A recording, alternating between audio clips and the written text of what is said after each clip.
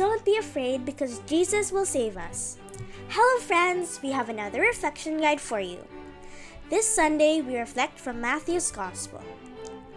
Then, Jesus made the disciples get into the boat and go on ahead to the other side of the lake, while he sent the people away. After sending the people away, he went up a hill by himself to pray. When evening came, Jesus was there alone, and by this time the boat was far out in the lake, tossed about by the waves because the wind was blowing against it. Between 3 and 6 o'clock in the morning, Jesus came to the disciples, walking on the water. When they saw him walking on the water, they were terrified.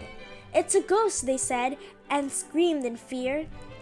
Jesus spoke to them at once. "Courage," he said. "It is I. Don't be afraid." Then Peter spoke up.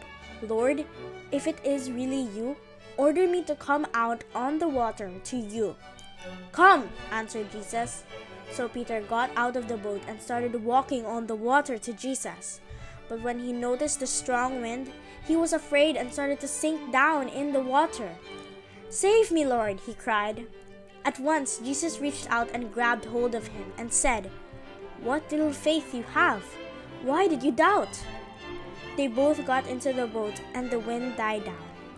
Then the disciples in the boat worshipped Jesus. "Truly, you are the Son of God," they exclaimed. What is Jesus telling us? The apostles were afraid of two events: the big waves that could topple the boat and the sight of Jesus walking on water. The big waves represent troubles that makes us worried or sad. In the family, this can be lack of money for basic needs, unresolved disputes among family members, or a serious sickness of a family member. And in the family, we too can be afraid of Jesus when we doubt or question Jesus' solutions for our problems. For example, Jesus may want us to stay in our less financially rewarding job so we have more quality time with our family. But the pressure of the corporate world and the allure of wealth and prestige make us think twice of heeding Jesus' advice. And if ever we place our trust in Jesus, at times, this trust wavers, like Peter is sinking on water as he walked towards Jesus. Jesus, however, wants us to trust him from start to finish.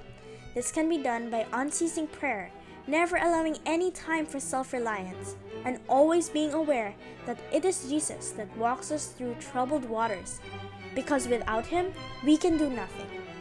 Like the apostles in the gospel, the family too is always on a boat encountering troublesome waves every now and then.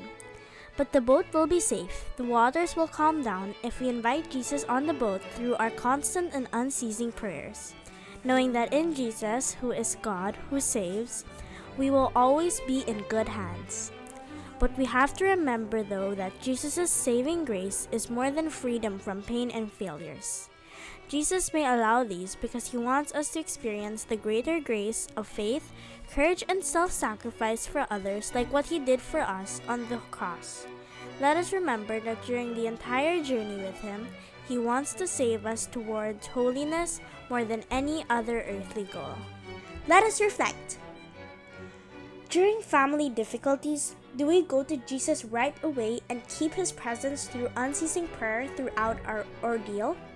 In this regard, do we heed St. Augustine's advice to pray as though everything depended on God and work as though everything depended on us? You may pause to reflect. If you like our reflection guides, please like and subscribe and share to touch other families. See you next Sunday!